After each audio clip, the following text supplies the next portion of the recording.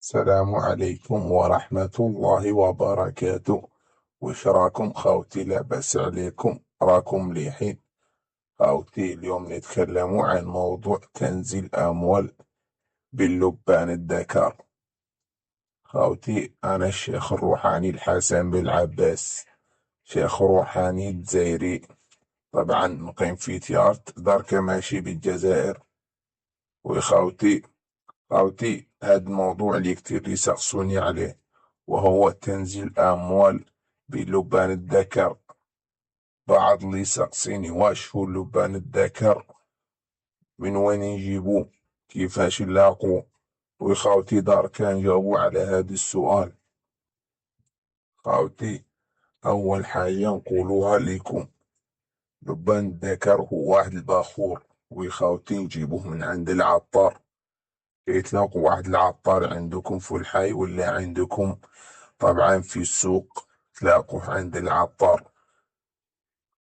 وشحال من دراهم هذا البخور؟ طبعا دراهم ماشي كتير خاوتي، ولكن هو قوي بالمفعول.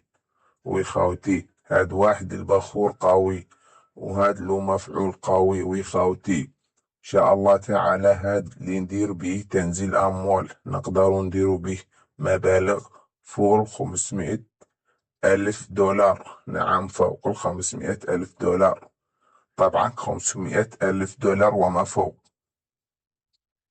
وخاوتي دارك كيفاش نديرو تنزيل أموال باللبان الذكر؟ خاوتي هاد واحد الموضوع اللي شاغلكم انتو. وخاوتي كاين بزاف اللي ساقسيني على هاد الموضوع. خاوتي هاد واحد العمل اللي نديروه أنا بنفسي. طبعا انت المطلوب منك هو الغرفة الفاضية.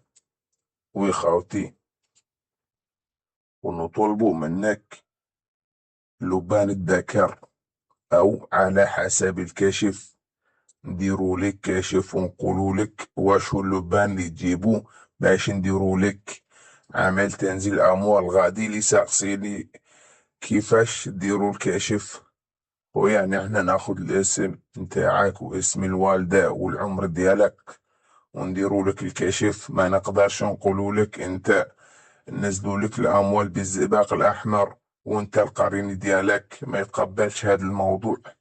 ويخاوتي القرين ديالك واش اللي يتقبل نديروا له هذا الموضوع. نديروا لكم واحد المثال، القرين ديالك انت يتقبل تنزيل أموال باللبان الحر، ونجي نديروا لك تنزيل أموال باللبان الذكر. هذا ما ينفعش خاوتي، ما نقدرش. ذاك خاوتي ما نطول عليكم إن شاء الله تعالى. كان معكم الشيخ الروحاني الجزائري الحسن بالعباس، والسلام عليكم ورحمة الله وبركاته.